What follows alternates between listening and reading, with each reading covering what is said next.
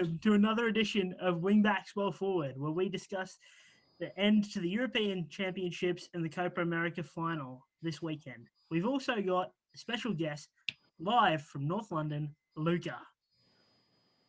Hello. That might be the best introduction we've had yet. What an introduction from our star Arsenal man, who, by the way, is Arteta in. And we're going to restart with our analysis of the Euro semi-finals. We're going to start with game one, Spain-Italy, an interesting game for those of you who watched. So I'm going to start with Vrushabh. What did you think of the game? Yeah, Spain versus Italy. It showed, as you mentioned, could have been a smash and grab from Italy. Spain dominated most of the game, but didn't have a clinical striker to sort of take their chances.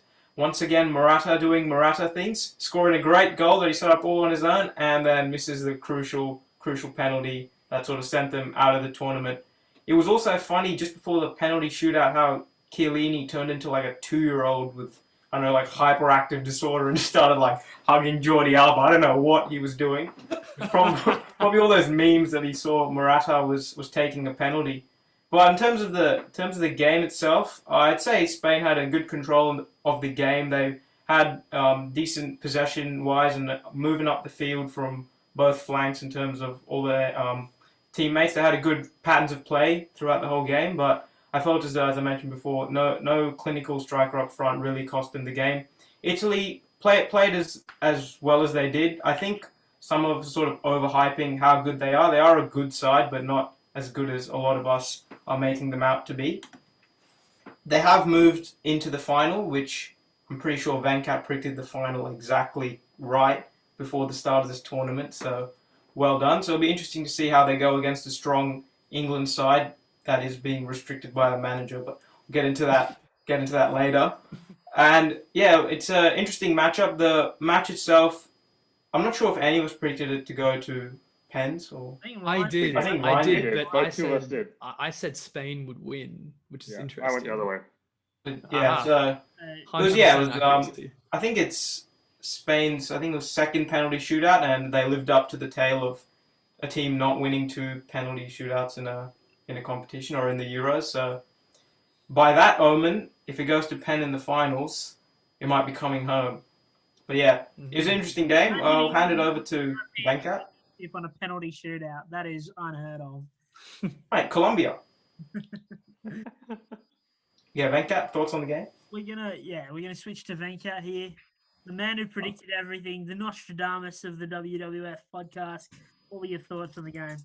You see, I'm probably not the best one to talk about this, so I'm going to actually give it back to Shomik because he actually watched the game. Right.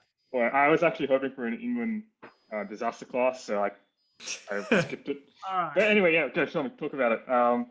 Well, I thought the game, as Vrushabh mentioned, was really. I was surprised how well Spain started and really grew into the match, and it was a really good performance. And I feel sorry for them because they created the better chances and they absolutely dominated the Italy team, which was very much considered the favourite.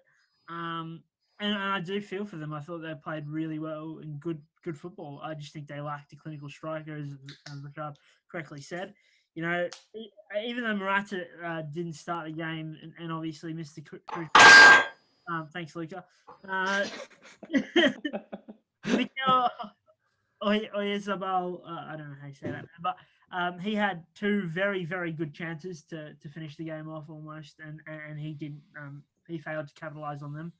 And then Italy, if it's the classic football tale, if you don't capitalise on your chances, you rue them, and Italy made them pay. Chiesa's goal was absolutely stunning, and I don't know if any of you guys saw this, but Mancini was actually close to hooking him at 30 minutes. So a really good redemption for a guy who had didn't have the rub of the green for the first half. And Italy are a threatening side. You know, no matter what, if they hold on as they did against Spain, they can one counter attack and they can be ahead. So they're a ridiculously good team, and it'll be a very good final. I'm going to throw it to Luca. What do you think? Oh, you almost slipped there. Yeah. I did. I didn't watch all of the game. I watched parts because, as my name suggests, I don't really care too much about international football. But the only thing I'll say about Italy is that they're the only side in the tournament who don't play like an international side. They play good football, and it's kind of strange. It's not like the Italy teams of old. In Italy, you score one goal and you park it and you defend, and that's like, they love their defending, and that's a great victory for them. But this side is a bit different. They play, and maybe it's the effect of Mancini, but they're playing some really good football. And they should win the competition. They should beat England. I know everyone here is getting very excited, especially after that Spain game. But they are the better side. They do play better football. Players, maybe you could make a case for England. I think it was very, very obvious in that game. I watched the shootout or the extra time in the shootout. It was very obvious that Italy were very confident going into the shootout because Spain were all over them during the extra time. And Italy were quite comfortable saying, yeah, we'll let this go to penalties and we know we're going to beat you. So it worked out in the end for them. Let's see what happens in the final, because so far, England, I honestly don't think England have played a decent side. I thought Denmark were a good side, but I think they were very burnt out for that game. They were kind of disappointing. I don't think England have come up against a team who's really tested them. And maybe Italy is that team, but maybe they're just going to fluke it and bring it home, so to say. I thought Luca makes a good point when he talks about how like Italy isn't the team of old where they act like you said, you park the bus and then they hope for that 1-0 or 2-0. I think I don't know if it's down to the lack of like actual quality attacking players that they're not producing. Like you think about the old days, they had a solid midfield and then they had a striker force like Balotelli. Why did Balotelli come to my mind? How is that the first? Anyway, but obviously, he had some great strikers in those days that would they'd finish off a chance. If they've got one chance, they'll finish it. I think with this Italy team, they're going to be missing chances, and I think Mancini accepts that. So why not go all out? Why not try score 4 or 3 and put yourself in pole position? So yeah, I think. From my thoughts, I only watched the highlights. I was more focused on the other game, but from my perspective, it looked like Spain were the dominant side. Spain obviously played Dani Olmo as a false nine, which I thought was really smart, and he was moving into all the gaps and really really making that Italian defense, I guess, suffer. Just a quick word on Dani. Yeah, besides the penalty that he whacked out onto Wembley Way, but. He actually had one of the best games, and I feel for him that he missed the penalty. I really do. Yeah. He was really good. I'm going to throw to Ryan for a recap of the Spain-Italy game. What do you think of that? And is Italy the favourites? And can they do it after that performance? As the self-proclaimed stat man of this podcast, I've actually got the stats up over here, and it's quite interesting that you guys say that Spain was the dominant side. In fact, they had 71% possession, 908 passes opposed to 387 passes by Italy. They had 6 more corners, 16 shots, and 5 shots on target, comparable to 7 shots and 4 on target for Italy. So for them, I think the biggest problem here was the lack of clinical finishing at the front. It just wasn't the standard, Of course, Morata scoring a goal in the 80th minute is the epitome of that. It took them 80 minutes to score a goal, and of course, it was Mr. Alvaro himself out of anybody else who did it. But I think Spain could have easily won this match had they had clinical finishing. They were making more attacks. They played better in this game. And I think, Luca, you make a good point that Italy do play beautiful football, but it's not always amazing football. I think there's a big difference there as well, because ultimately Spain were the better team in this game, right? And they should have won. I think when it goes to penalties, it's not a real measure of the better team, but honestly, who just has more concentration after 120 minutes, right? People are tired. The fans obviously are going crazy as well. You're thinking, all right, this is like the biggest moment we've had so far. That's running in your mind. I don't think you play to the best of your ability. Very few players have that, I guess, ability realistically to keep that composure during a penalty shootout, right? So look, I'm actually surprised Italy made it through. Chiesa's goal was beautiful, right? As you said, but ultimately goals win games, and we're seeing Italy in the final now. Question for you on top of that. Mm-hmm. There was a stat coming into the Euros that Spain had missed 5 penalty, or into the semi-finals, that Spain had missed 5 penalties on the bounce in open play. Did you think that Italy, knowing that stat, were comfortable taking it to pens? I don't think Italy intended to take it to pens because they were still playing like as attacking as they could during the last 30 minutes. But I will say, you really think so? I think mean, they were going hard for penalties, man. No. I look. They were taking the chances where they could. I don't think Italy were as attacking as we've seen them before throughout the whole 120 minutes. So relatively to the 90 minutes, I still think they were trying to score goals where they could. Again, that's sort of what I saw while watching the match. I didn't watch it live for those watching, but I did watch the replay of the whole match when I had the time to. But I do feel to an extent that Italy were trying to grab it where they could during extra time. You're not gonna not try, but they no. Of course, very happy to sit back and because they know that with the defense they have, they know that they can absorb. It's interesting you bring up the possession stat because being an Arsenal fan of the days under Wenger, that's the kind of things that we had is where we would play better, we'd have all the chances, but we'd never score. And ultimately, stats don't win football matches, and tactics and having a plan do. And I think Italy got their plan right. I think they knew that we take it to penalties, we're winning. They knew, and I think that it's all a psychology. And I think Spain had that kind of hoodoo of what they've had coming into this, saying like we really don't want to go to penalties because we're not feeling confident, and that definitely showed with some of the penalty shots that were missed. So I think Italy just got the game plan right, and ultimately they didn't play better, but they knew what they were doing. And they were comfortable taking to penalties knowing they'd win, and it worked out in the end for them. No, very fair. I was going to say, actually, ultimately, even though Italy didn't have the best attack on that pitch, I would still say that they defended like crazy. My man of the match is going to be Donnarumma.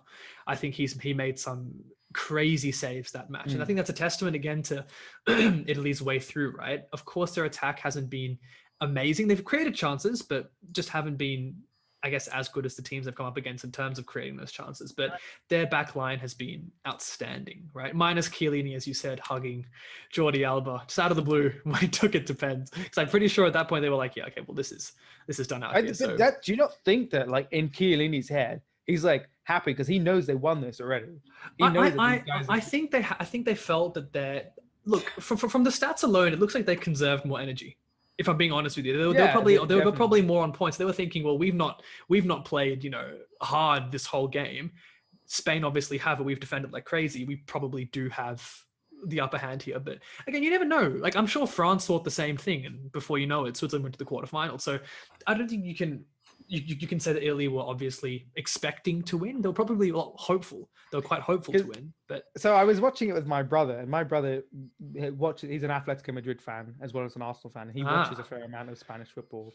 And when I was watching that, I was just like, oh, Chiellini just seems like a cool guy. He's just, being a good. And my brother's like, he's inside their heads. Like that, he's just got inside their head. Imagine you doing that, like you're about to go up, to war, to battle in a penalty shootout, life or death.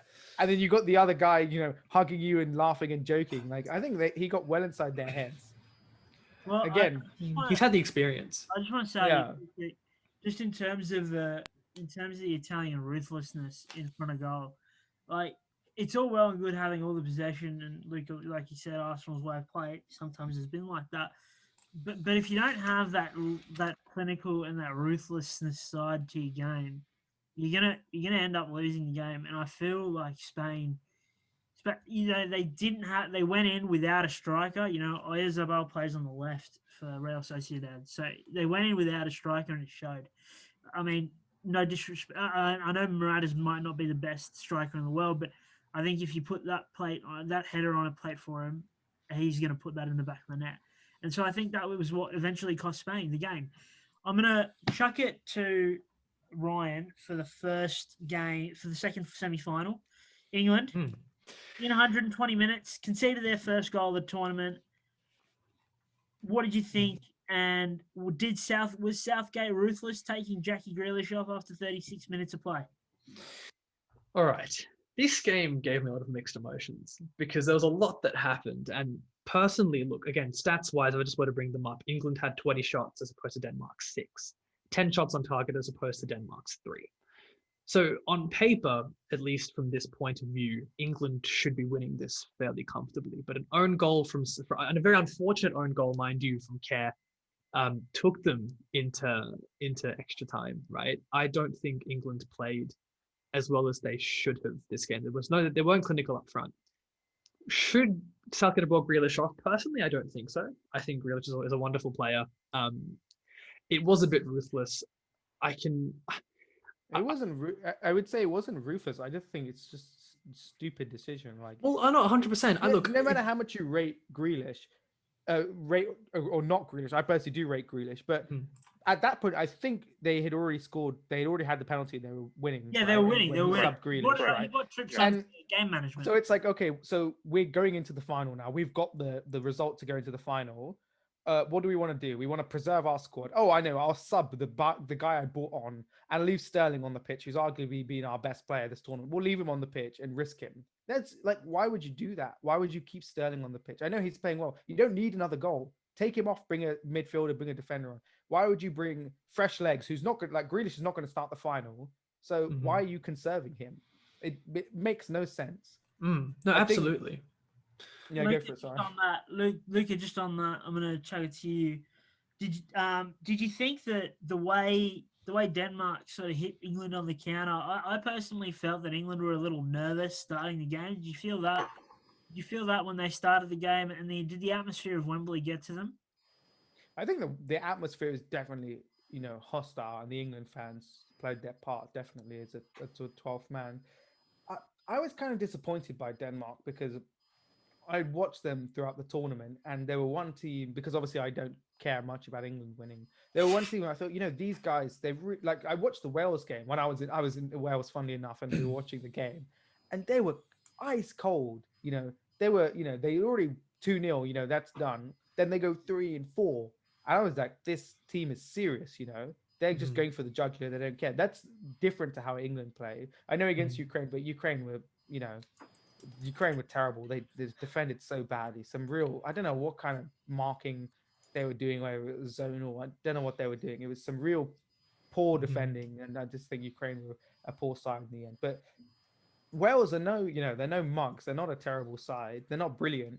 But the way that Denmark took them apart, I was expecting a lot from them, but I think they were really burnt. That's the only excuse I can give them, that they were burnt out in this tournament and they didn't have the depth to keep going. It's interesting you bring that up, actually, when you talk about the way that Wales are quite ice cold comparative to how England play. I almost feel to an extent that England, or at least Southgate, I don't know what it is, but I don't think he doesn't seem like he trusts his front line a lot. If I'm being honest, he doesn't trust. It just doesn't seem like he trusts them, even though the quality is there. From the tactics alone, you can tell that he's trying to score that first goal and just park the bus till the end of the game. Right? The thing is, I don't even get the sense of, because the one thing I'll give. I compare the way that England play a lot to how Arsenal play. I think that Southgate and Arteta tactically are about the same. Arteta in a waistcoat, as they say. Yeah, Arteta in a waistcoat.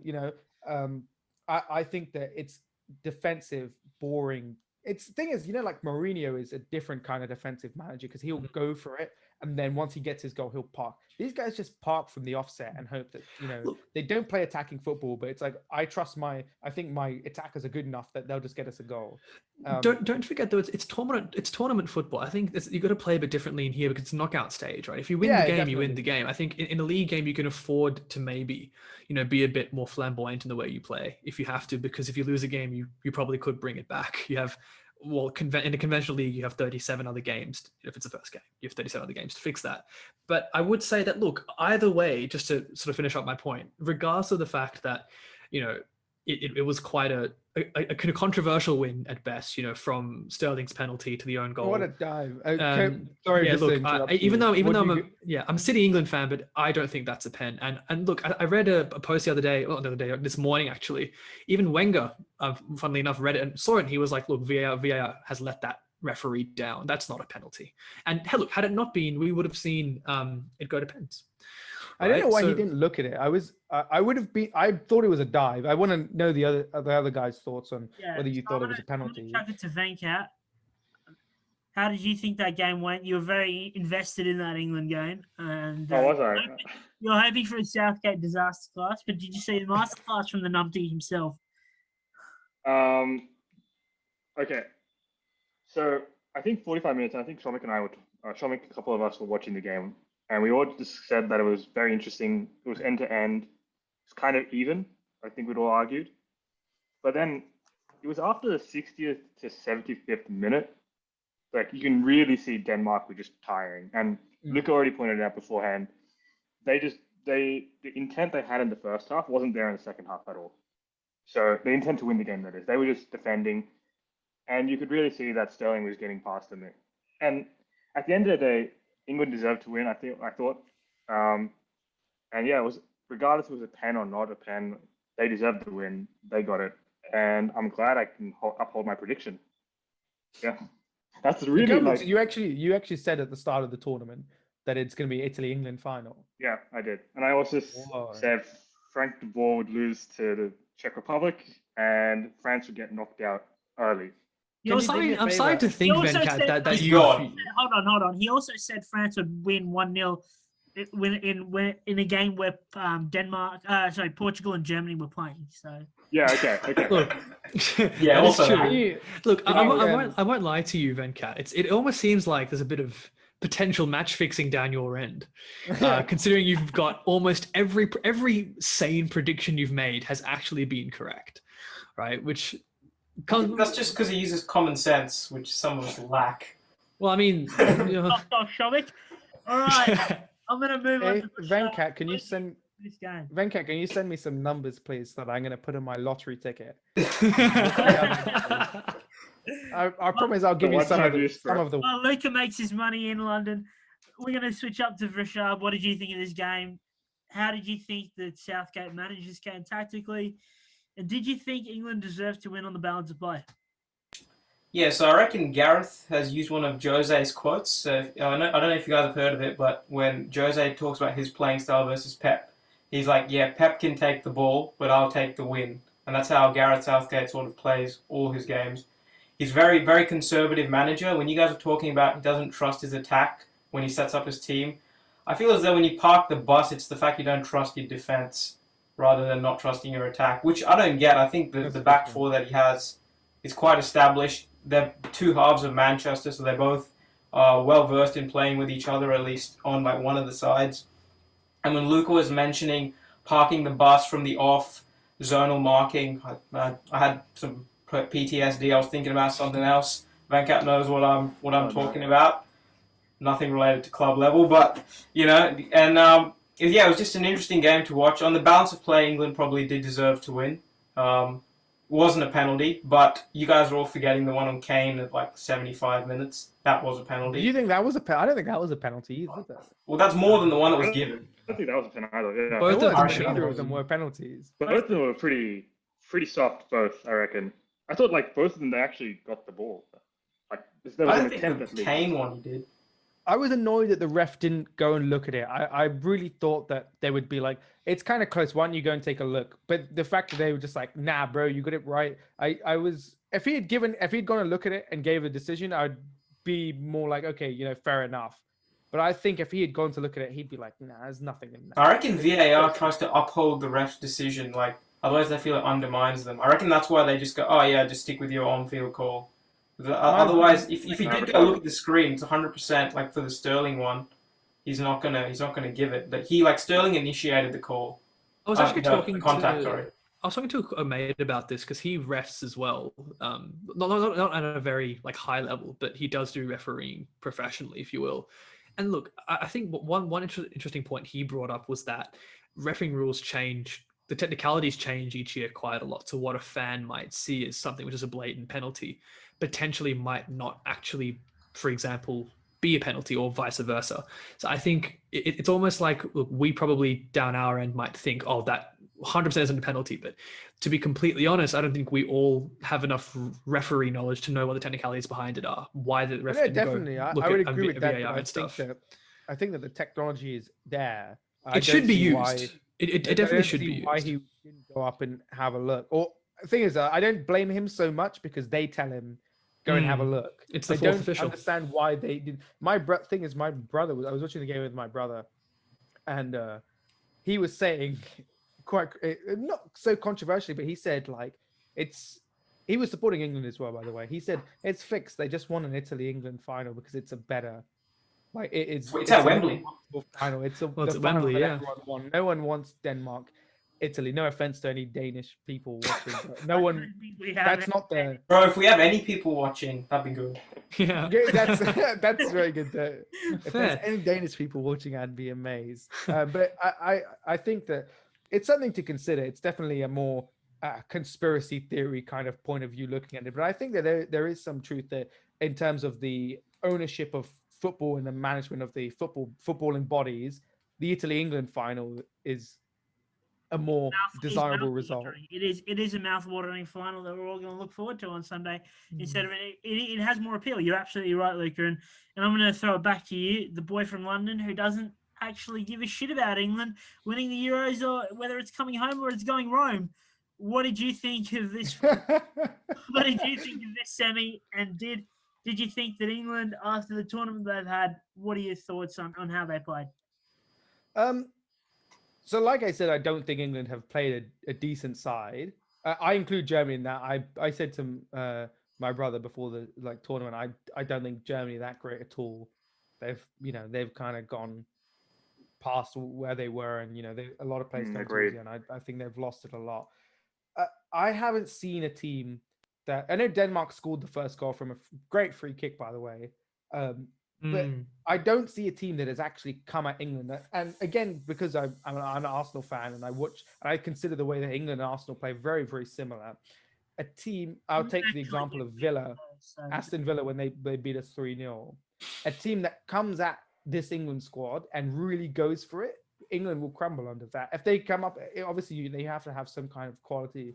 But I think that if Italy come out the blocks faster than England, and really go for it, I think that England won't be able to deal with it because they've come up against very passive sides that I don't think have, even Germany were so passive. They've created nothing. They had the chance with Müller after the first goal. I don't know even if he scored, they would have made a difference. I think England probably still would have gone on to win the game. They were so just lethargic and tired. And I don't understand why teams don't attack England, because if I, as an Arsenal fan, if I see a team playing Arsenal, if you want to win, just pressure us and attack us. You're going to score. We're going to make a mistake. Pickford has a mistake in him. A lot of the thing is that in this country, people are getting quite out of hand about how good England are, and people are saying, "Oh, Pickford's been amazing. It's like, has he really been amazing? I mean, dinosaur arms for the goal. He should have saved that free kick, by the way. But he's got his little dinosaur arms. He's never going to reach that. I don't think Pickford has been amazing. I think that he's had nothing to do, really. All the saves that he's made, he should have made. I just don't think England have been tested. But saying that, I don't know if Italy are the side to test England. And I think that if they don't get their game plan right, England could just coast the final pretty much and maybe get a bit fluky. The results seem to be going England's way. Yeah. And we've seen it time, Greece had it where they weren't a great side in the Euros that they won. They somehow did it. And I feel like it could be a thing where England just do it somehow, even though they're not the best. I think the squad quality is good, but the way they play is not. And I think maybe the worst side will win. Fair. Shom, why don't you wrap this segment up for us by giving us your one final point on in this England-Denmark game. If it went to pens, who would have won? Because I reckon Kasper is going to save. It would have been Denmark. It would have been Denmark. Southgate and pens, what do you think? He had a laser in his eyes and he still saved the pen. Yeah. I was so unlucky. There's one thing that I was speaking to my auntie and she was telling me that apparently Southgate has got every single player in the squad. They have their own psychoanalysts that talk to them about the mentality of they've literally got their own shrinks that talk to them about the psyche of taking penalties. But I really want to see it. I want to see a shootout in the final. I want to see it not work. No, you just all that preparation of having all this mental strength to do it, and then it comes back to the manager. What a terrible decision to let that guy take a penalty. I think Southgate should take some lessons on that himself, mate. No, England can be Dinosaur FC. They got Pickford in goals, they got Sterling up front, and they got Gareth with dinosaur tactics. I don't think they're dinosaur. I think his tactics are new, but they're terrible. Because I've never seen anyone play football so boring. It's like everyone's Arteta and worried Southgate about play. England's like attacking threat. Bro, half of them are on the bench. What are you worried about? Like, The way that Sancho, I know the thing is, I'm very apprehensive about players coming from the Bundesliga because I don't personally rate the league so highly. You look at Werner, who tore up that league, and he's come to the Prem, and he's kind of at a barn door. But Sancho is he's a bright talent, and Grealish is arguably behind Kane. I know I'm an Arsenal fan. I think Kane's fantastic, but I think behind Kane, he's the second best player in that squad, and he can't get a look in. And every time he comes on, he looks fairly bright. So I don't know why the manager doesn't rate him. I don't quite Grealish should be starting over Mount, 100%. in my opinion. I rate think Mount as well, Mount- but I think Grealish is a better player. Yeah, I think Mount's just more of a. He gives you that work rate. Well, and of course, yeah. Work But I rate, think yeah. Mount is a central attacking midfielder, and Grealish Exactly. is kind of, but he doesn't really play there. He plays left wing. He's a very Yeah. strange player, and I think he could play in that position. The thing about Grealish is that he has this: I get the ball and I want to go forward. I always want to go forward, Yeah. and that's what this team needs. Is they need a bit more of an attacking impulse. He is a player that will drive at a team, and I think that it can be destructive, but that's not the way that England play. And I think probably for that reason, Southgate's like he's like Shom. He's a bit of a maverick, and he just. Very unpredictable. I'm going to wrap this one up for us, but I personally think that England have played some boring football. That's not a doubt. Boring is also effective. But exactly right. It's tournament football, and that's what Gareth Southgate's been playing. I thought that there are a couple positives for England. They've had arguably their worst display since the Scotland game. And they still managed to win it. I also think that Pickford had his worst 45 minutes of the tournament. That free kick should have been saved. I think his positioning was poor. And the way His arms are too short. That's it. His positioning is fine. I think that free kick it wasn't even in the top corner. It was almost like It's center. He should have saved. He's in the center, so I mean I think that should have been Michael saved. would have saved it. Yeah, 100%. And I think Just make him English. Make Michael English. Why not? I think the positive coming out for the England team was that the way Southgate managed that game was okay. And the reason why I say that was that he knew that it was probably going extra time, and he held some of his subs back. He definitely did that. And you saw that really take over in the extra time where he brought almost a fresh midfield and attack on. And I thought that really swung the game. And even if that penalty wasn't given, I don't think it was going to pens. I think England were going to break through that team because Denmark were on their last legs. And Definitely. And so I think that sort of game management from Southgate, from all the shit that we've given him, definitely he's done well there. And you got to give credit where credit's due. I unfortunately do think that England have it to. It is not going to be their year this year. I really do think that. I think Really, wow. As much as I'd love to see England win the Euros, I'm not sure it's coming home. And I say this based on the way England have played, and like Luca said, they haven't really been tested. Germany, I thought, were a good team, Luca. I don't actually think they were dead horrible. They put 4 past Portugal, mate. So, and I mean, Yes, 2 of them were own goal. And Muller also missed an absolute sitter as well. They weren't on their A game for sure. They weren't on their A game, but I think they still were a decent side, and definitely probably could beat Denmark in a semi. So I know they had their troubles against Hungary. I know they lost to France, but I mean, 2 own goals. If you look at those own goals, there was Serge Gnabry was waiting in line in like right behind the defenders. So it's similar to the Denmark own goal. Really, everyone was saying it. Unlucky. I know Ryan. You said I actually didn't think that was unlucky. I think he has to make that contact, and it actually shows the defenders. Like I think I read a stat. There's been 7 own goals in Euro tournaments, and this year we've had 11. So it just shows that defenders are willing to put their last leg on the line, even if it is an own goal. Too much, maybe. Yeah, maybe they should. Maybe they should chicken out and no one concede so many own goals. Maybe they can learn from the UCL semi-final last year where Sterling missed that sitter. Okay. That's that cue to move on. Mate, I'll tell you this much. If England brings it back, it's going to be Sterling is going to be the one you're going to be thanking. So I think twice before you diss currently, Yeah, I that's- imagine Well, the best no, English the player. thing is, right, the defenders can't assume that all strikers are going to be like Morata, so sometimes they will have to sort of block it. I like Okay, this on that chat. I reckon we've It was right there for me to say. I'm really sorry. Fair enough. Fair enough. okay. I reckon we've covered the semi like quite in depth. I reckon we should move on to previewing the big game, the final. That's going to be on Sunday morning, I think, for us. Sunday afternoon, English time. So England-Italy, as predicted by Venkat at the start, is the final that we have in store.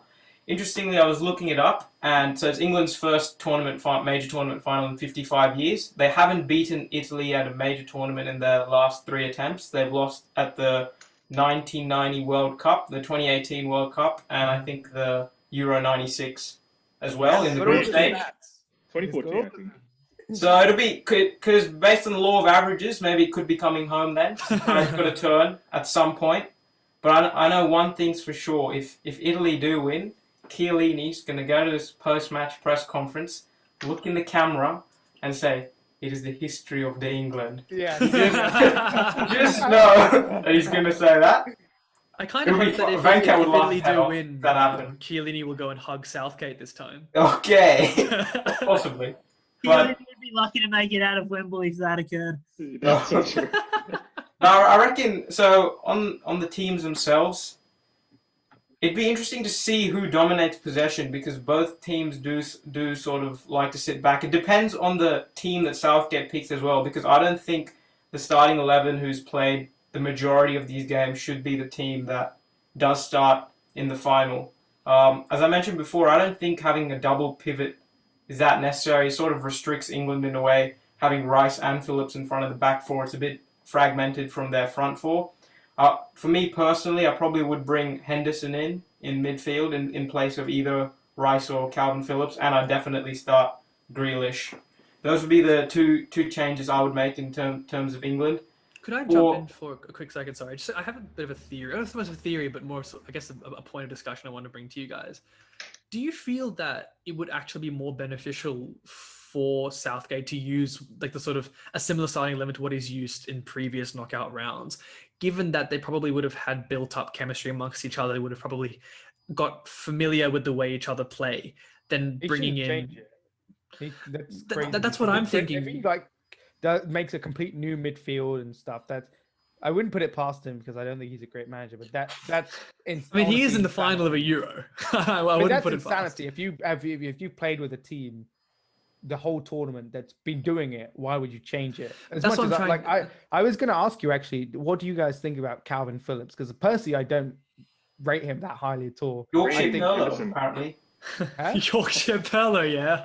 Yorkshire Perlo. Wow. I mean, yeah, Luca, I don't rate him that much. I think Rice has had kind of a quiet-ish tournament as well. It's been a bit strange, but No, it's just I feel that two players doing one person's job, and I've had that to Venkat. It's a formula which they've got used to. I'd almost think that it's a safe bet, but that England will probably end up winning if they play with a team they're familiar with, that they're playing with a team they've played with before. I feel like the best thing for England to do here would to not change the starting lineup at all. They can't. He can't change it. Even if you just if you take out a few like different players, it's just not going to be the same, right? Ultimately, look, I don't think England should have won that semi-final given how they won it, but they still have played fairly decently to get to this final, right? Rob, if they keep that midfield, do you think Rice and Calvin Phillips is going to dominate the ball with Jorginho, Barella, and Verratti? Okay, thing is, I don't think either team's going to dominate. Domination, maybe not, but I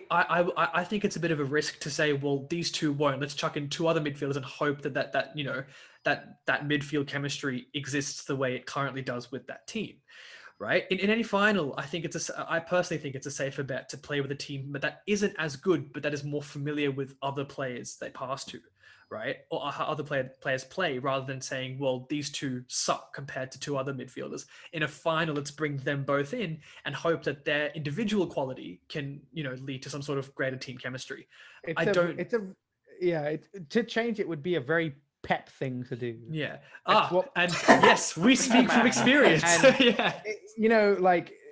Specifically the Champions League final. Let's not visit that. Yeah, no, sorry, I didn't mean to. No, I'm kidding. But the way that he changed it is an example of why you shouldn't change a winning recipe. You can't overthink. And I don't think Exactly. England play that well, but why would you change something that works? And Yeah. obviously, if we're being honest, Southgate's not a great tactician. He's not got a Scooby what he's doing.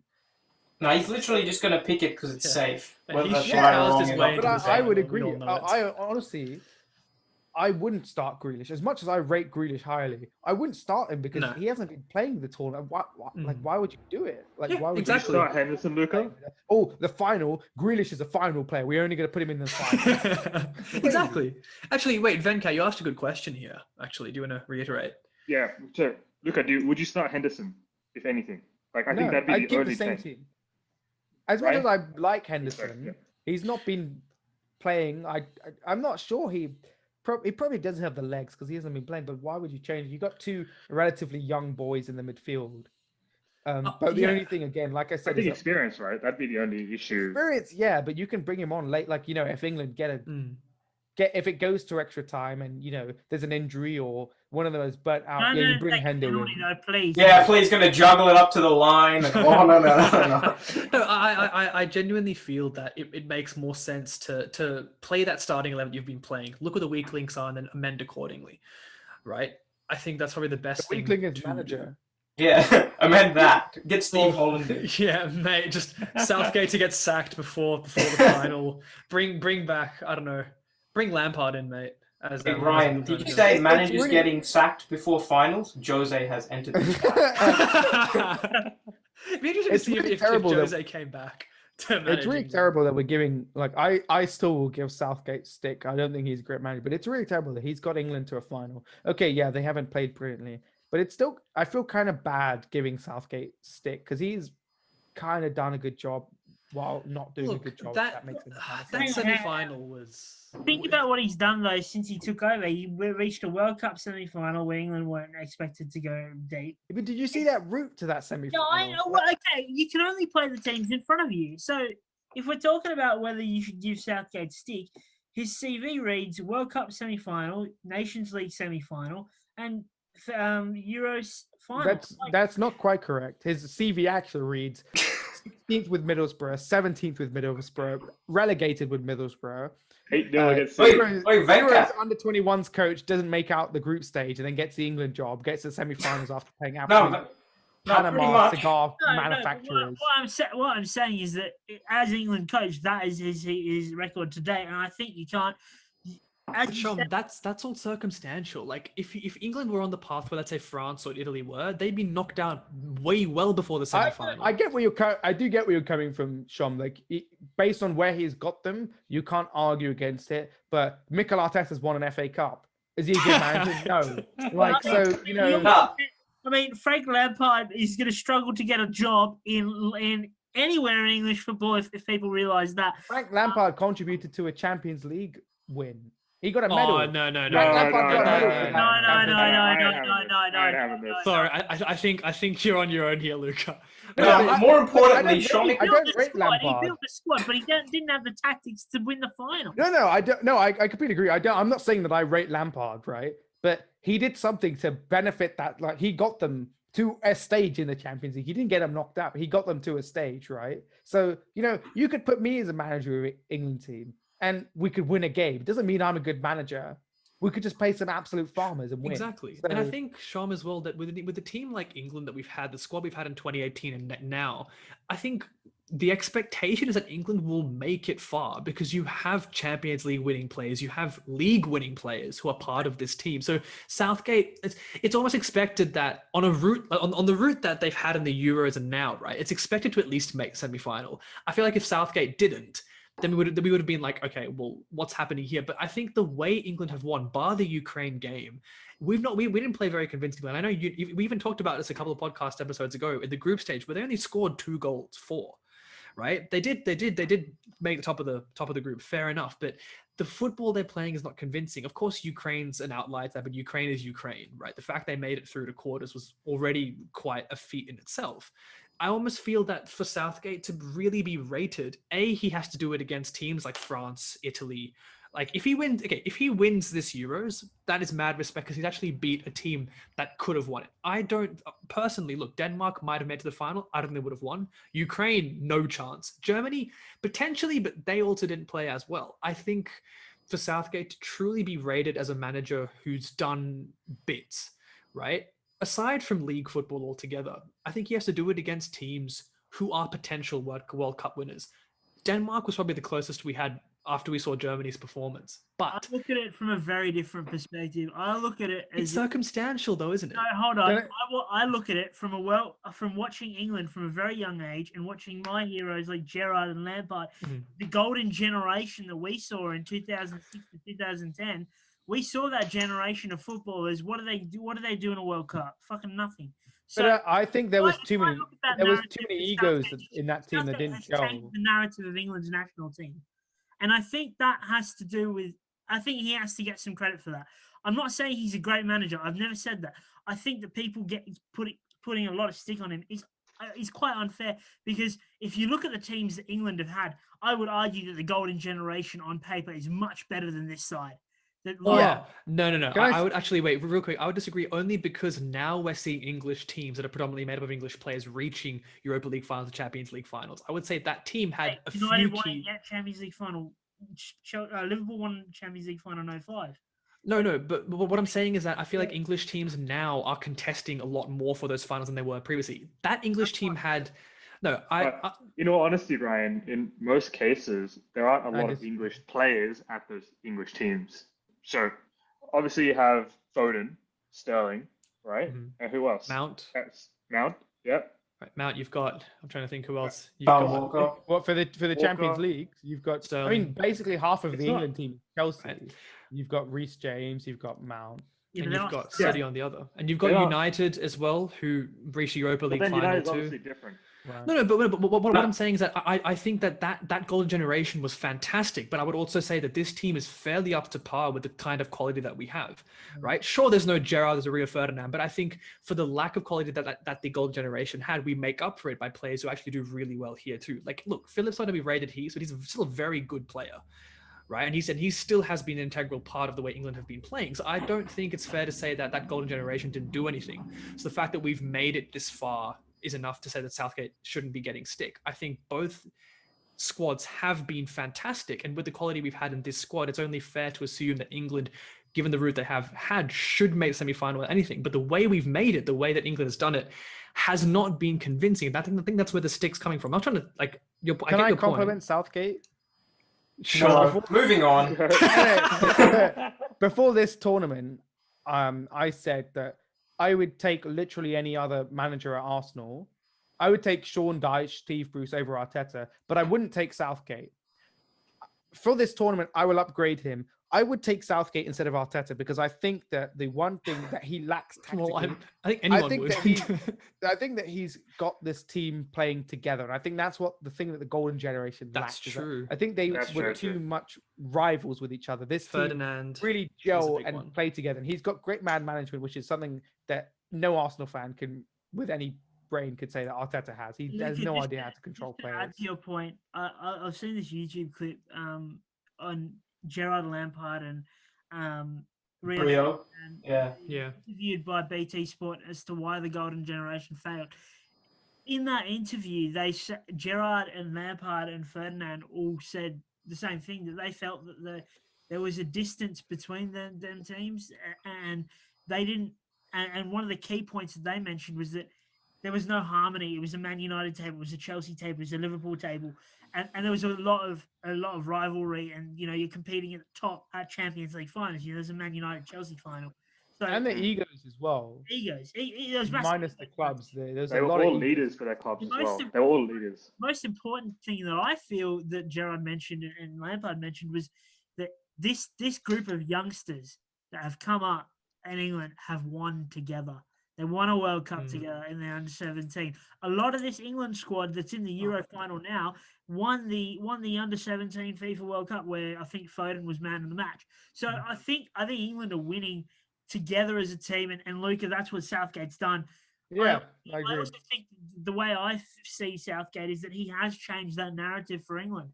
England have been notorious at losing in knockout tournament football, and then now they've reached their first final in 55 years. I don't care about the route; he actually got them there. So I think Southgate has earned his right to call himself a good England manager. I think he's earned that right. I know Venkat and Vrushabh haven't really spoken in this podcast, so I'm going to throw it back to them. Wait, Shom, just really quick. I just have one last question for you, because on the point of like the whole golden generation and how you had like a Chelsea, you had a United, Liverpool, obviously legends playing in that team. Do you think the emergence of like this big six teams now, right, where you have, for example, Tottenham and City sort of joining the big leagues, right, winning or at least contesting? Well, no, hear me out. Where you have like, well, for example, you still have players like Harry Kane. You have six, I guess, big clubs that have at least reached Champions League finals, right? Do you think that emergence has potentially, I guess, almost dissolved a bit of that tension between big teams that maybe the golden generation had amongst this? You know what I think it is? It's social media. I think the way that these players interact with each other, they're all mates off the field. You see that image of Roy Keane and Patrick Vieira going out of the tunnel before the game. That's what it was to Man United Arsenal. Man United Arsenal now is a dog shit game. Terrible managers, but also you see people hugging each other after the game.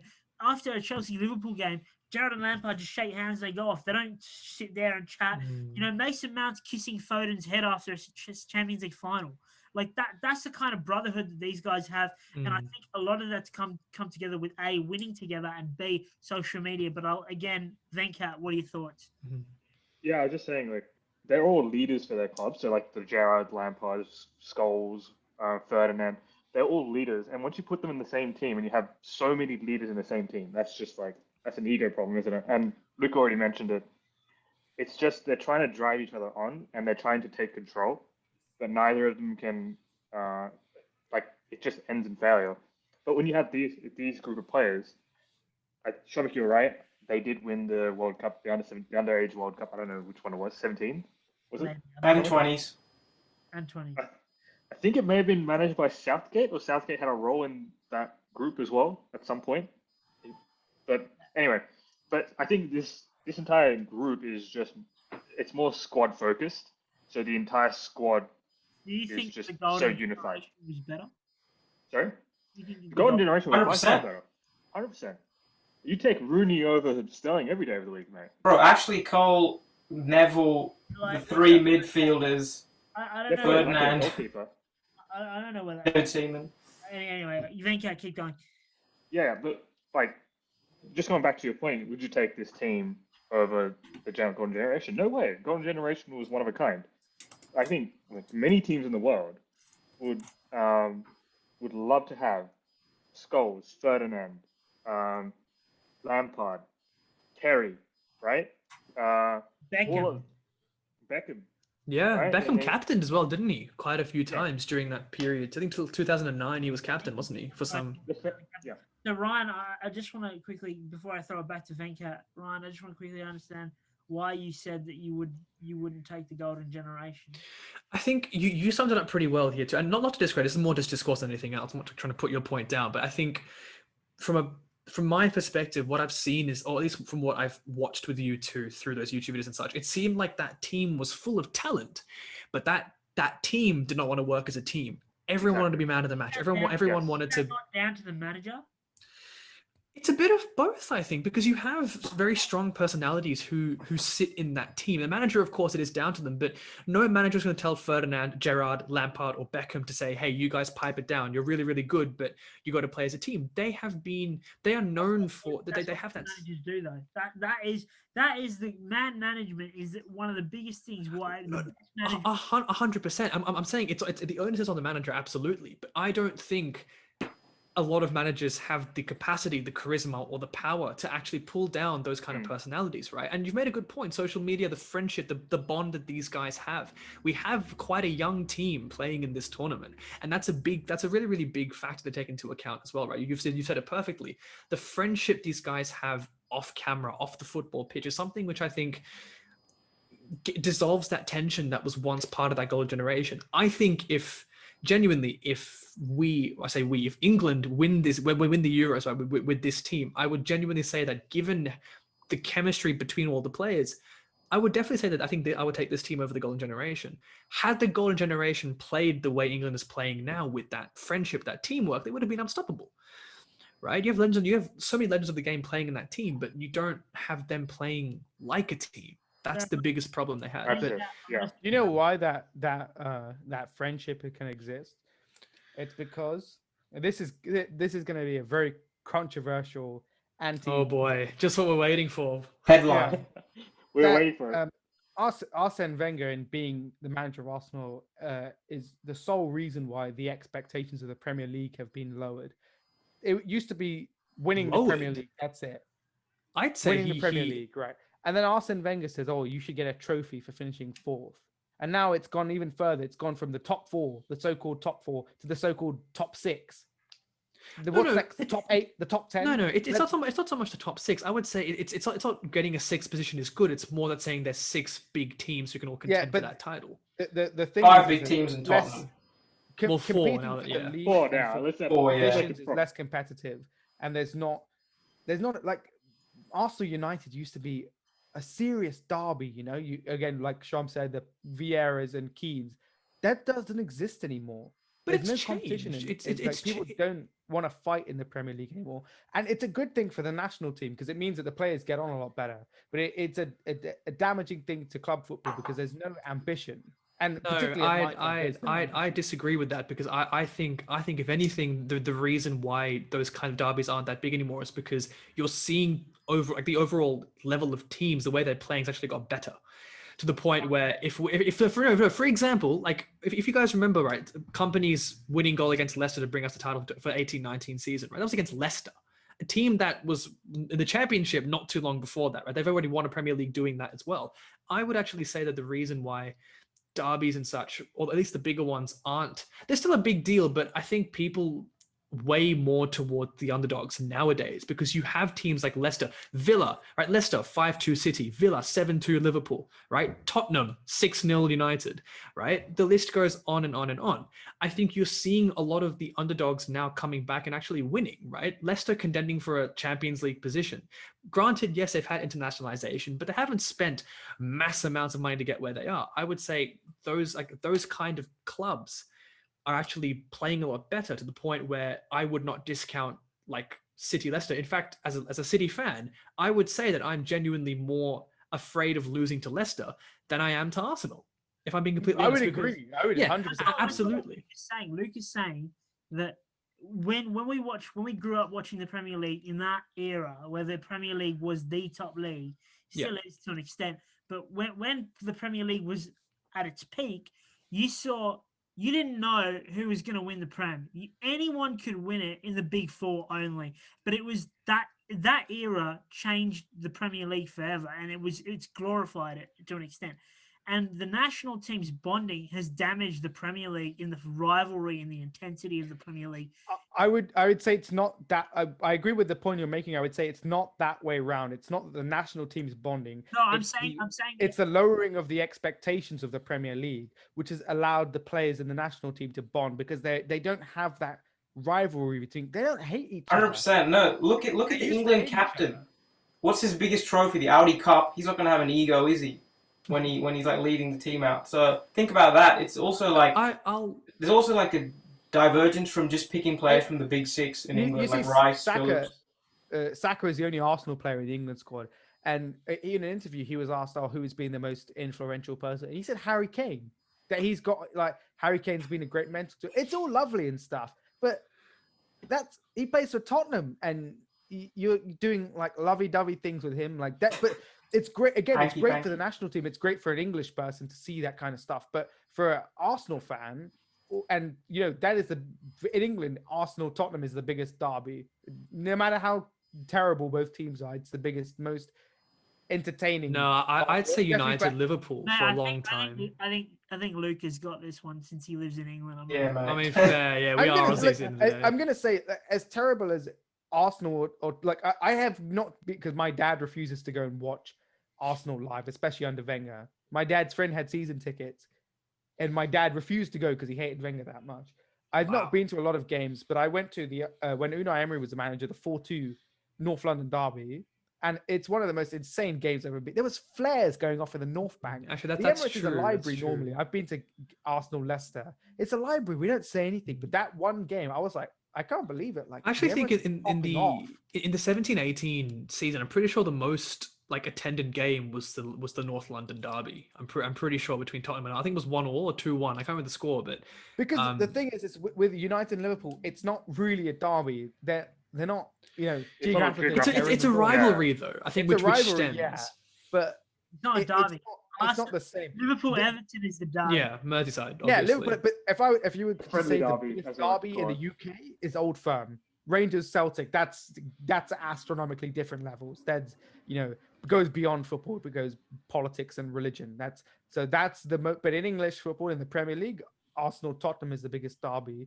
Maybe not for the level of teams, but just of the rivalry, the pure the rivalry. hatred. Yeah. Yeah. Almost. All right, If Liverpool dude, I don't know say- how we went from a final preview Yeah, talking about the sorry. best derby in No. You want to get Yeah. a World. We actually have a preview to the final, so can we quick that? Yeah, we'll just wrap it up. But all I gathered out of that was Shomik was talking about how Gareth has got to many semi-finals and lost a couple of them. So Venkat, technically, we have the best manager in the world by Of course, Shomik's yeah. logic, getting to lots of semis. Gareth Southgate took a Viagra for this one. He got past the semi. Hey. Hey! Well done. That's the kind of English banter we're missing on this podcast, man. Honestly. Before we move on, can we get a finals prediction from everyone? Venkat, you start us off. I will say Nostradamus, of course, of the Yeah, Wing Back exactly. Forward podcast. Exactly. This will be the Uh, score, by the way, guys. Yeah. Yeah, this will be the I score. will Put your bets say- on now. 2-0 England. I do feel Oh, like it's England. This might not be the score, ladies and gentlemen. All right, here we go. Sports bet. Let's go. Shomik's going to need a 10-minute break now.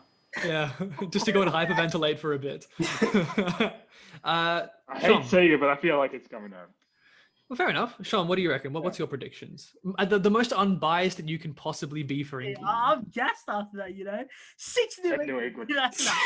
Clip that, bro. Yeah, clip that. No, I think it'll be 2-1 to Italy after extra time.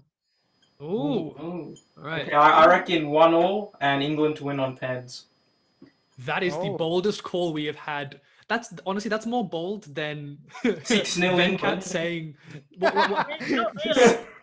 It's based on the penalty shootout.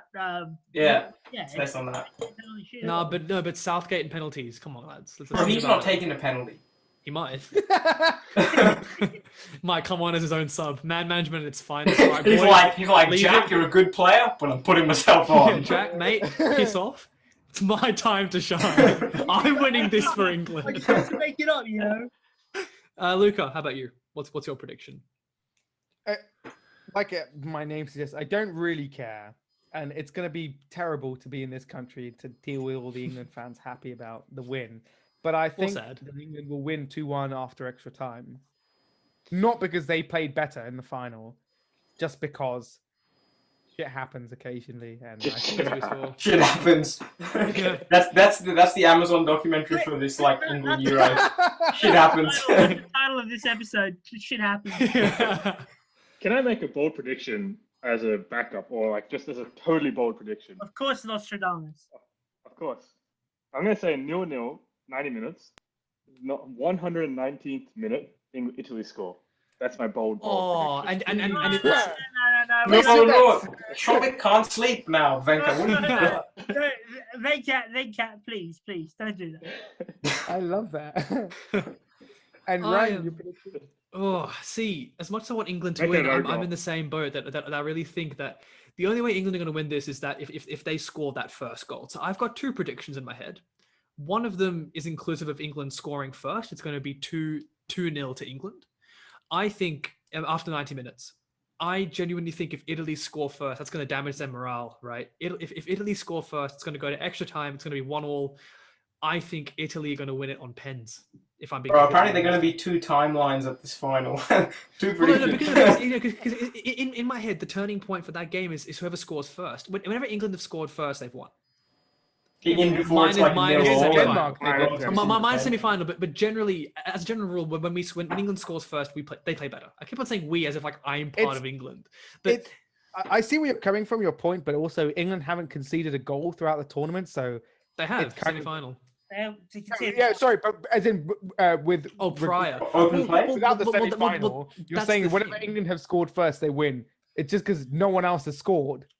Well, that's the thing. That's what I'm trying to say is that we've only seen them, and that too, they haven't had minus Ukraine again outlier. They haven't had very convincing wins when no one scored first. So in my head, I'm thinking if Italy score first, they're going to be on the panic to get that goal through. But Italy defend like crazy. Also, right? England are a very tough team to break down. So once they do score, I think it would be hard to get a goal past them. They do play a back six, but Well, that's the thing. So my prediction is either if England score first, they win. If Italy score first, they win on pens. That's my prediction. And for scorers, I think for England, I'm actually going to say I think it's going to be like something stupid. It's going to be like Kyle Walker scoring from a corner or something, or like one of our defenses scoring from a corner.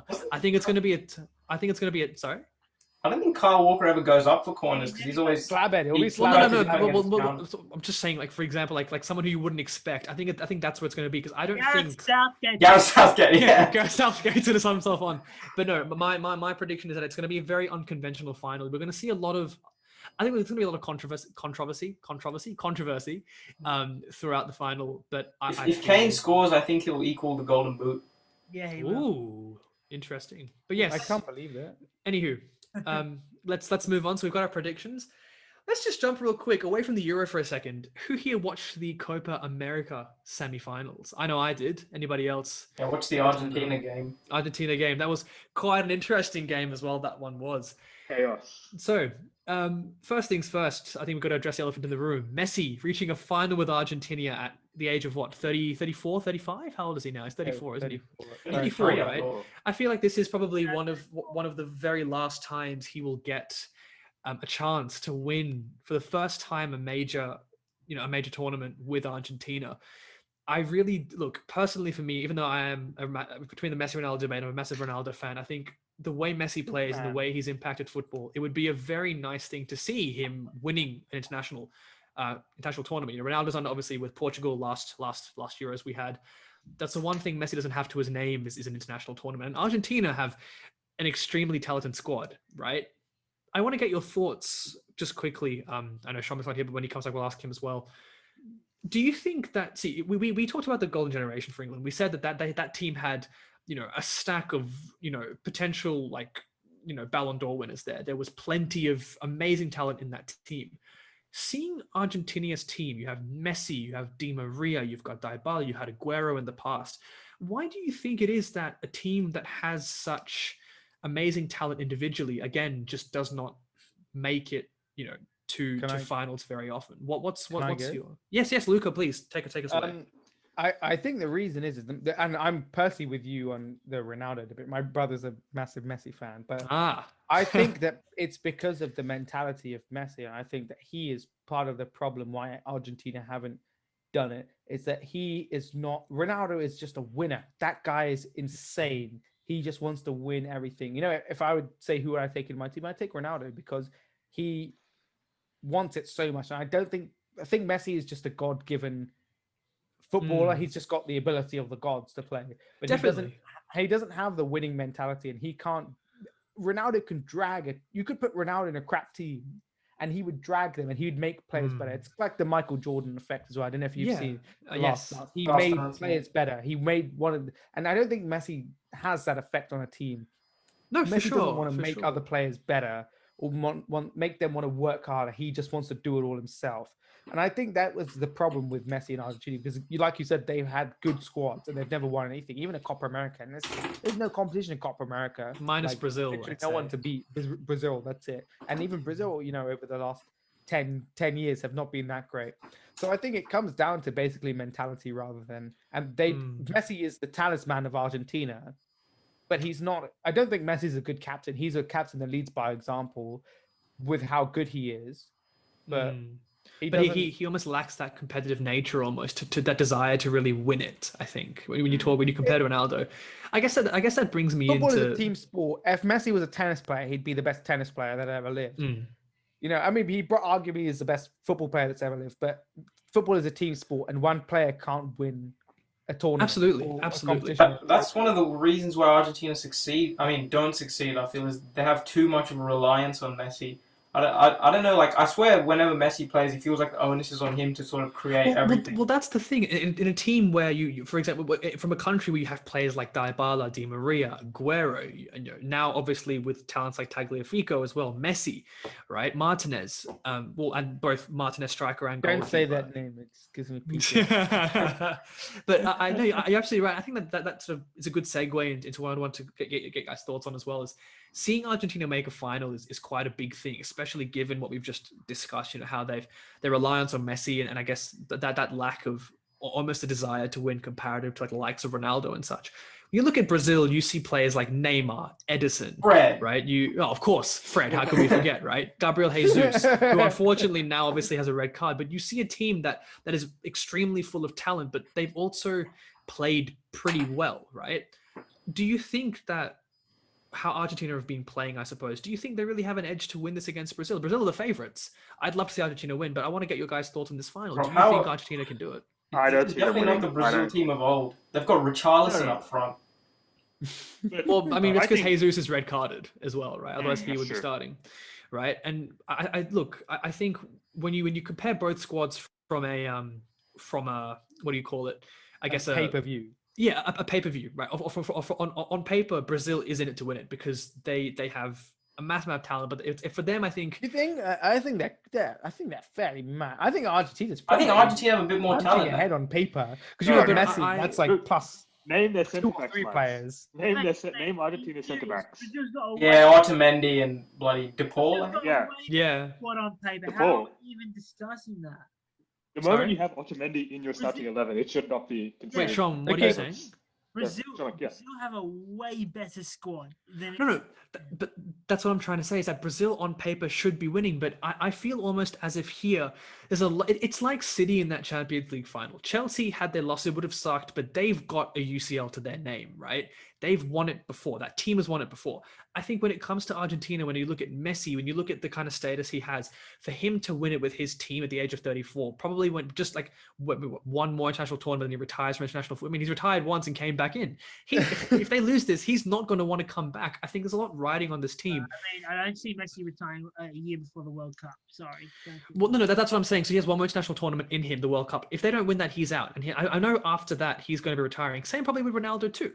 So it's sad to see that. I don't think Ronaldo's going to retire. I think he will. He's getting older, and to be very fair, with his knee injury, like his knee problems as well, that's not going to be a big thing. Like during the obviously Euro 2016 final, he was out. He's won it once. I think he wants to get off on a good note, and I think Maybe after how this is international, going, but I don't think club football. no. I mean, I'm thinking from international Okay, yeah, perspective. Yeah, no. international.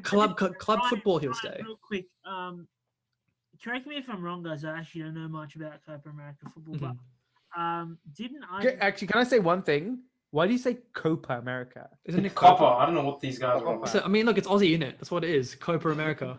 Copa. But yes, whatever. Sean, what were you saying? I'm pretty sure that Argentina made 2 finals in the last 3. Yeah. Yeah. Yep, they lost one to Chile. Both to Chile. Yeah. Yes, Yeah. they have. They They lost against Chile when Alexis Sanchez did the penalty. Oh, please don't mention him. No, but that's what I'm saying is that they've made it this far plenty of times. It's just what they're missing, and that's. I just feel like the ghosts of those finals are gonna haunt them. But I almost Also- feel differently. I think the ghosts from that are actually going to push them to do well. And to be fair, they succeeded on penalties in the semi-final, so I think that's going to give them a confidence boost. But again, when you look at Brazil, that team is insane, right? That team is crazy. All right, Ryan, tell me how good that Brazil team is. 'Cause I don't think it's actually that good. Okay, Yeah, you've You've got, got Neymar. all right. So Thiago you've got Silva. Neymar, you've got Neymar, Edison. I didn't rate Neymar right? that much. All right, so you've got Neymar, you've got Edison. You would have had Jesus. He's not playing. You've got, I think Neres is playing as well. Correct me if I'm wrong. He's playing too. You've got Richarlison. Richarlison, who's definitely. Yeah, I do rate him I was quite. joking. Wait, no, but I do rate him. I do rate him as a player. But when you compare the way they've played to Argentina, if you, I've been watching the highlights from the Copa America because it's only when I can. It's fun to watch those ones because I can actually wake up and watch them. But I'm looking at the way Brazil played in that semi-final as well. Insane. Right? Like minus Jesus almost killing a man. I think they actually played And pretty well. acting, didn't it? Yeah. Oh, don't mention that to me. I shouldn't be laughing. You almost killed our goalkeeper. But what I'm saying is that I would definitely say that I think from like a defensive perspective, if you compare Martinez, the goalkeeper, to Edison. We should do a combined 11. Combined 11, yes. Yeah. Well, I think my picks from Brazil would be Edison for sure in goal. Nope. That's Nope. Martinez is way better. no way. No. Are you kidding me? Allison, yeah, exactly. Yeah. Allison doesn't even start. Allison doesn't even start. Edison's been starting. Did Martinez win Golden Gloves this season in the Premier League? Yeah, I think he did. Possibly. Where did Aston Villa finish in the league? 9th or 10th? No, wasn't it? Hold on. Who let him Actually, go? let me check this real quick. Yeah, 9th. I think let that was go? 9th or 10th. I think Leeds were 10th. I think Villa were 9th. Yeah, Villa won 9th. And who let it go? by the way? Let Martinez go? That's your argument done there. No, it was Edison, 2020-2021. Edison won it. Oh, Okay, well, let's just go around. So we'll do goalkeeper. Like each of you. I'm picking Edison end of the week. He made a UCL final. He's won a Premier League. For me, he's one of the best. Okay, goalkeepers. Edison, Martinez, Allison, Venkat. What do you say? UCL final, so, you know. No, but I'm talking about like You can't from base this a player season on- alone. You can't base a player on tournaments. Mustafi's won a fucking World Cup. No. Like you can't base it on. No, just fair. what they win. But for The Edison, eye no, test. but for Edison to have won the Golden Glove, for Edison to have been integral to City's win, I think that says more. Mustafi did shit all for Arsenal. He's like Benjamin Mendy. He turned up for 7 games. No, got a but medal. that's the point I'm making is that Mustafi is terrible. Same with Ozil. They both won a World Yeah, Cup. no, of course. But what I'm saying is that when you pick Edison, for example, he's been extremely integral. So I would say that if you pick him, not on the basis of the fact that he's just won, but the fact that he's helped his team quite considerably win those titles, right? Or at least get to a UCL final, right? He's been outstanding in goal. Martinez has been too, but I would say given how far Edison's taken City, given how far Brazil have got with Edison too, I'd say he's my pick for goalkeeper. Longevity Fair of consistency as well. Right Yeah. back. Edison. No, hold on. Vrushabh, Vrushabh and Venkat, what are your picks? Yeah, for goalie. Goalie, Edison. Edison. So we've got Allison, Martinez, and 3 Edison. All Yeah, right. and Allison isn't even starting. Well, I mean, no, it's It's not a fair only pick. picking Allison No. because of the Liverpool bias. Well, no, fair. No, look, Allison's a great keeper. All right, right back. I mean, back. 2 recent Golden Gloves have gone to Edison. In fairness, mate, Allison won 18-19, which is fair enough, but last 2 have gone to Edison. 1920. No, 19-20 was all to Edison too. Okay. Alright, Okay, yeah, right back. Yeah, right back. Danilo. No, I'm kidding. I'm pretty sure it is actually. I mean, think I'd have to say no, Danilo. There's no one else. Yeah, Who is all right. right back for either of them, Who I is, don't know. yeah, who is? Molina for Argentina. Yeah, there you go. Okay. That's. I'd say you have to take Danilo. Yeah. Yeah, I'd say. I mean, look, I don't rate Danilo a lot, but I think he's probably like. I think we got ourselves into hot shit doing a starting 11. We don't even know who plays right back for these countries. I mean, no, but we No, can check it too. No, but then because we like know how to play. centre backs is very obvious. Thiago Marquinhos. Like, Yeah. Done. Yeah. Left back, Tagliafico. Yeah, Tagliafico off the bat. Lottie. Or Lottie. Oh. I mean, Okay. Lopez. Lottie. Oh. Alexandro. Was he even start? Actually, yeah. You know what? It's I actually pick Sandro. Actually, he's faster. Is Marcelo not in the Brazil squad? He's retired because he's No, Marcelo's. Uh, He's old now. I'd probably say. I'd say Sandro actually. Yeah, over He didn't Tagliafico. even start Yeah. the semi-final. He didn't even get on. It's Lottie if. How the hell are you picking bench players? Dude, by that logic, Allison's starting. Well, no. But in saying that though, but Sandro did play during the group stage too, and he was pretty integral to that. So I'd say based on how he played in the group stages, I'd probably pick him over You've Tagliafico. watched a lot of Copa America, haven't you, Ryan? Well, I've watched the highlights. I quite like watching South American nations play. If I'm being I haven't honest. watched. I'm not gonna lie, I haven't watched any of it because I'm not. Well, I mean, yeah, if you're a big fan of international, no, because for me, it's like I don't know. You talk about Euros. I see a lot about Euros on my feed, but Well, it's because the reason I haven't watched because it's 2 a.m. here, so that's why. well, I fair haven't enough. Yeah, I mean, same. I don't watch games live unless I really have to. But the highlights, Copa America for me, or Copa, as I've been saying, I don't know. I think you have a lot of talent in these teams, and to see, I think Brazil, Argentina as a final is massive. You've got 2 South American giants with some of the definitely. world's It's the best players biggest playing. South American final you could get, really. 100%. Well, yeah, of course. Did you see 'cause- those riots in Bangladesh about this match? yes. Yeah. No. What? Whoa, what happened? Yeah, they had like. Yeah, Venkat You wanna can take explain. It's basically so there's fans of Pele and Maradona. So they apparently Oh, and and Of you know where the course. story's going. So, Yeah, of course. Pele, Well, that's the Maradona, thing, right? then Historically, they like clash. if you look at your like the world's like a lot of the world's like previously best players, of course, like come South America, you've got Ronaldinho, you've got Yeah. Pele, you've got Maradona, you've got Kaká, R9. right? Re- R9 are as you well, right? So Serious? There people were like arguing about Pele and Maradona. You know what they should Yeah, do? I'll put it Is in the build a link. time machine and jump in it and go back to the 80s. It's Bangladesh. Please. So. and I think Yeah. again, What the hell? Oh, really? Shomik's like, no, I don't like where this is going. that's to just sort of wrap up this point because we are going a bit long on this. I think a really important thing to note for this final is that the history between both these teams, with the players these countries have produced, I think is similar to your argument about Arsenal and Tottenham as well, Luca. That ultimately these two nations have had footballing rivalry definitely. for as long. The history is ridiculous, right? Even in Europe, you have like, for example, if it's France or Portugal, France or Germany, France or England, Spain or England or whatever, you've got the big footballing, I guess, league nations. If any of them are up against each other, it's a very big game. You've got rivalries across the board.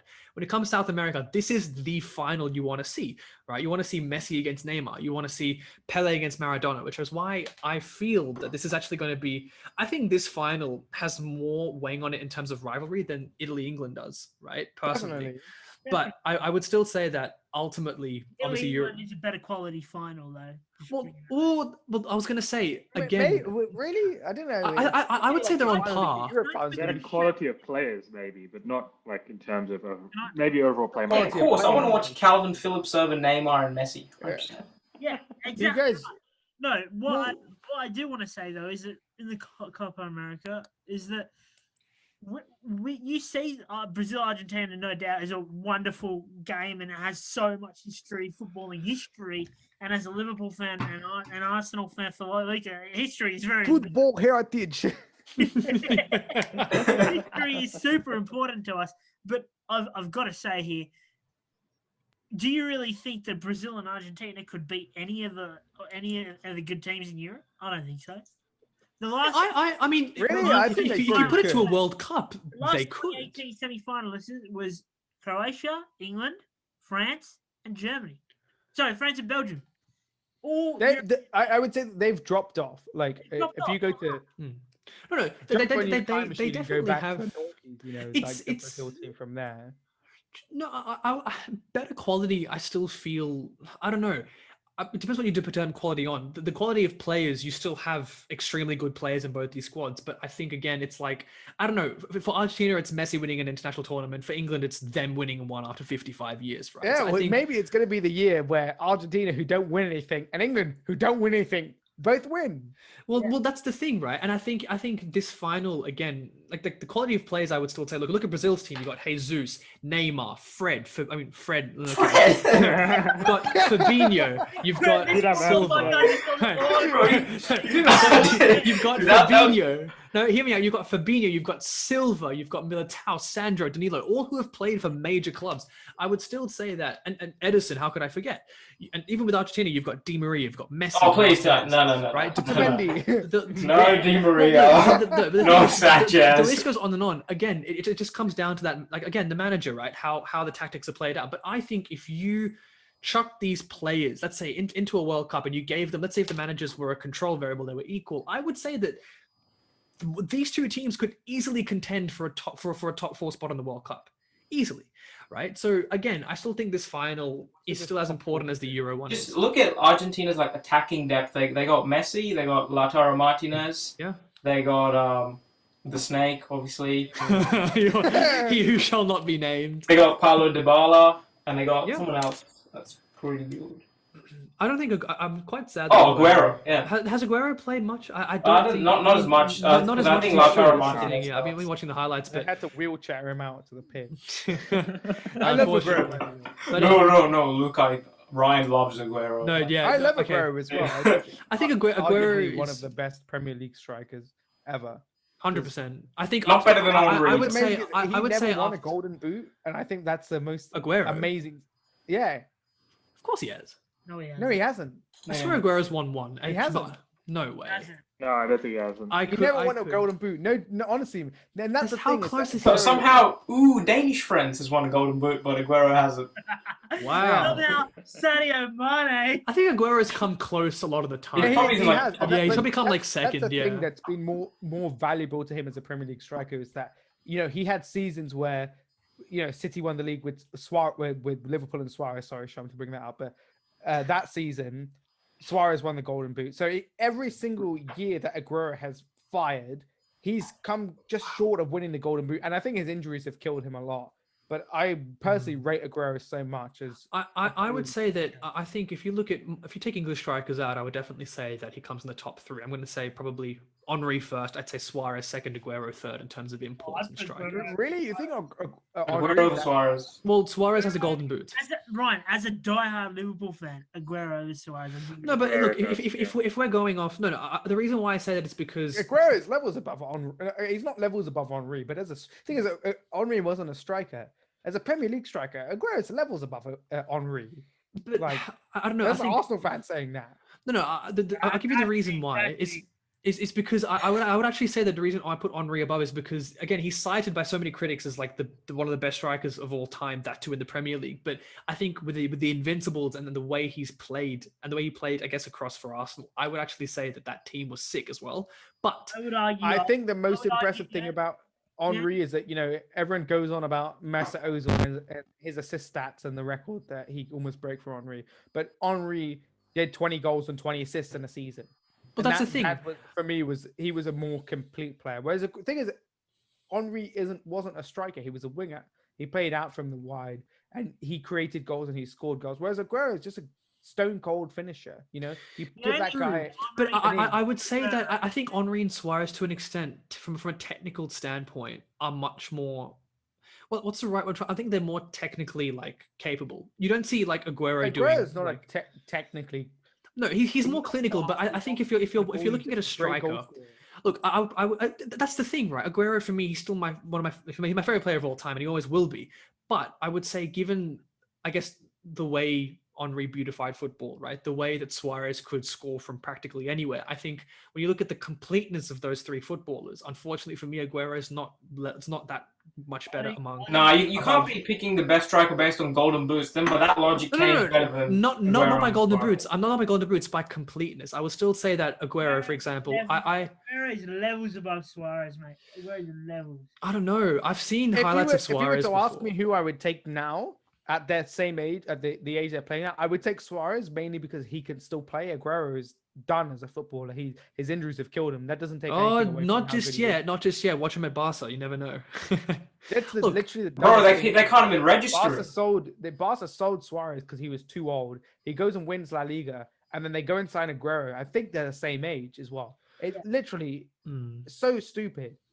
My brother's mate is a big Barca fan. And he was pissed when they sold Suarez. And also rightly so. And Griezmann too, actually. Oh no, not Griezmann. They're not utilizing Griezmann as much as they should as well in the right place. He starts as a striker. He does start, but he should be playing wing. Martin in my opinion, behind him, so it's not. But also, just real quick, the only thing Henry has over Aguero is that arguably Henry played against tougher defenders. Henry played in a period. I would agree. I think Henry played in a period where it was harder to contend for that title when you had teams like United and Liverpool, the giants of English football, right? Gunning for those, right? Even though Arsenal was a huge club, still is. Oh, well, I would still see United and Liverpool. I think Chelsea definitely, but United and Liverpool by far were the giants. They've been the most successful team since they got bought. They have more titles than anyone since they got bought. Chelsea. Yeah. They're the most successful English side in. True, but in the last 15 years, Chelsea are the most successful English side. It's very interesting. Not sorry to bring this to an Arsenal thing, but Arsenal fans say that you can't keep chopping and changing managers. That's not how. Who the 3 most successful clubs are in Europe? Bayern Munich, Real Madrid, and Chelsea. Mm-hmm. If you combine all the managers that they've had over the last 14 years, they've had 1 manager a season. Wait, hold they up. change their manager every year between them. They're the most successful teams in Europe. Based on trophies, yeah. I would, and Europa leagues. I'd actually, that does check out. You're saying Liverpool's not up there?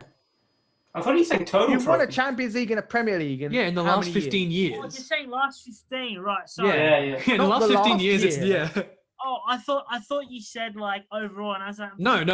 Overall, Liverpool and United obviously In the dominate. last But 15 years, Arsenal have won more trophies than Liverpool. Okay, they haven't been a Premier League and Champions City League. have won more Premier Leagues than Liverpool in the last 15 years, but they're not levels above Liverpool. Yeah, when you look at exactly. It's not a historically, fucking right? Champions League. I is it? didn't realize you're saying 15. Yeah. Yeah, but okay. no. In the last To- 15 okay. years, To bring my point to a close when it comes to the top three, I think it's, again, up to personal perspective. I've seen clips of Henry, I've seen clips of Suarez, I've seen clips of Aguero. For me, I think showing up in big moments, like of course minus Aguero's winning goal, I'd still say it's a mix of all three from what perspective you look at it, right? But they would be in the top three. my dad just texts me and he says, "All or nothing, Arsenal for this season will be lit." No, it should just be nothing. Yeah, Yeah, all or that's- nothing. We'll say for nothing. I'm Looks going to good. see Arteta get sacked in that documentary so badly. I I, mean, would look, pay so much money Okay, to watch Luca. Arteta get sacked. As a quick side point, who would you take? Who out of all like managers I right take now? you, mate. I take you. That shows how bad Arsenal are. Surely you ended on that. I would say I know. I know this isn't an Arsenal podcast. If there's any Arsenal fans watching, if I you don't think think that there are, lad. Arteta has any future in football, you have serious problems and you need to get help. He is the worst manager I've ever seen in football. Honestly, this guy. Mate, I'd argue. Actually, all right. Would you take? Let Luca go on a rant, please. He's been waiting for this. He's like, yeah, all this Yeah, Euro okay, you shit's know what? all You well know and what? good. Go on. I'm not. I'm Shut not up one and for witness rants too much, but greatness. I'm not one for rants too much. But genuinely, anybody who thinks that Arteta has any good managing or coaching ability, I whatever you're smoking, like I want some of that stuff. Like he has. Again, we look at Martinez, right? We saw the end of last season, or sorry, 2 seasons ago now, because this season has ended. We see Martinez come in the place of Leno. I wasn't a massive Martinez fan before that because we'd never seen him. He comes in and he has 15 games, and you're like, this guy is immense. Like he's everything. Him and Leno are the same height, but Martinez is wide. He can distribute. He can save. Nah, we'll just flog him to Villa for 20 mil. This guy, Arteta, is absolutely clueless. He has literally zero idea anybody could manage this squad better than him. Do you reckon Big Sam? Big Sam I would could do a take better Big job. Sam. Mate, I take Steve Bruce. I take Tony Pulis. I take Steve McLaren. Honestly, I take Lumpy instead of him. Lumpy is pushing. But the thing is that the worst thing about Arteta is that he's tactically void. He has no tactics. But the worst thing about him is that his man management is terrible. He has absolutely no idea how. And it's not even like we have egos at Arsenal. We don't have big ego players. Yeah, maybe. But like this guy has literally. I think that Aubameyang is Arteta out. He doesn't like him. They don't get on. Those Aubameyang and Arteta don't get on. The only thing that I could say is if you look at, especially Arsenal, is a very cliquey squad. You had the German league and German national players. You had Kolasinac, Mustafi, Ozil, Granit Xhaka, who all played in the Bundesliga, all were German themselves. You have the French players. You had Matteo Gundu, you had Alex Lacazette, Aubameyang, and then Saliba. And then you see this manager flog Guendouzi and flog Saliba. And it's like, these guys all get on. They're all big friends after this, and he flogs them. Do you think that they really rate or like the manager? I'm sorry to go off on a tangent on Arteta, but They keep going. it's for another podcast. I think we'll bring you back specifically for the Premier League, like the first week. And No, just, you just just talk an about Arteta podcast. International football is boring. Wait till we talk about the Premier League, man. The only thing I would say is that ask any fan, Brighton fan, Villa fan, Crystal Palace, would they actually take Arteta? I don't think that any fan of any Premier League side would take Arteta realistically, because he's terrible. Because he's Pep's cone man. He's a cone man. Real quick, guys, just before we get a bit too off topic, what are your predictions for the Copa? Sorry, no, I love this, but I'm sure the fans, or I say fans, the viewers, please subscribe. The viewers want to know.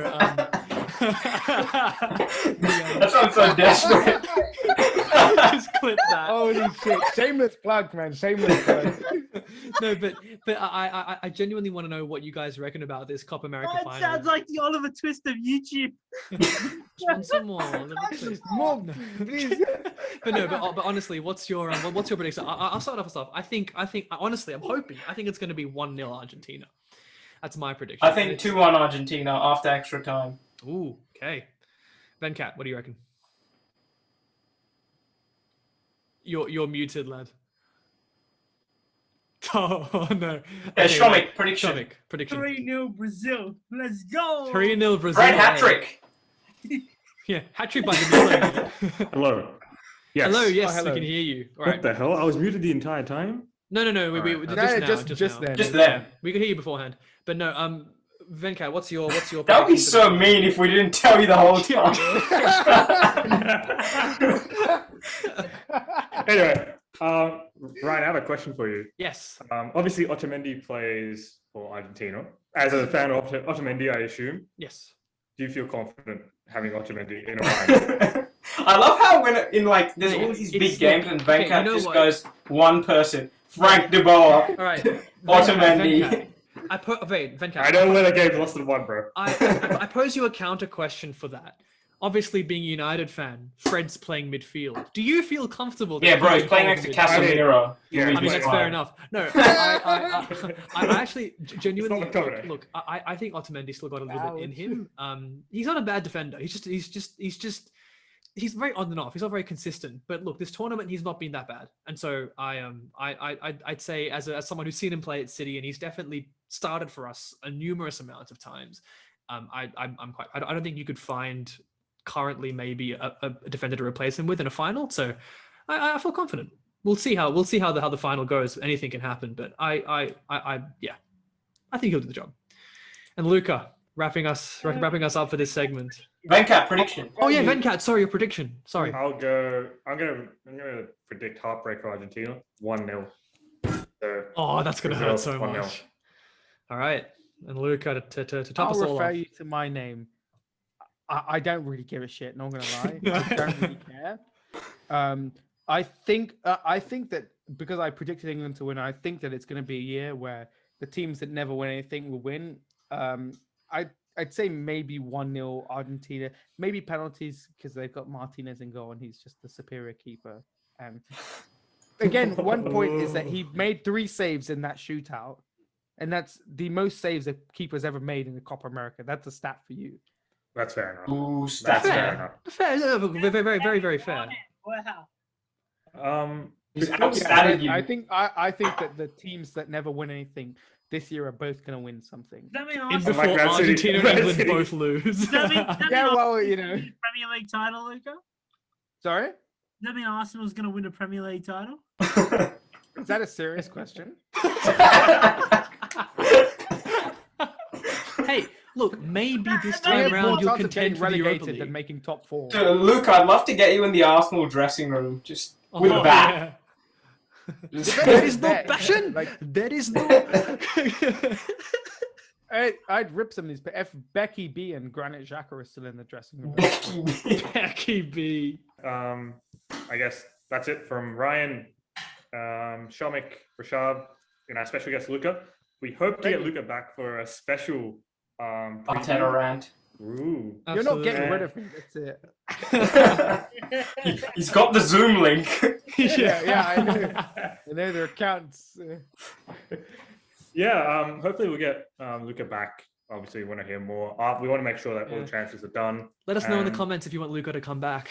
Of course. No, hate him. Don't like him. There'll be one person commenting. It's Luca. Bring me back. No, I think I might say no. I don't like him. His opinions suck.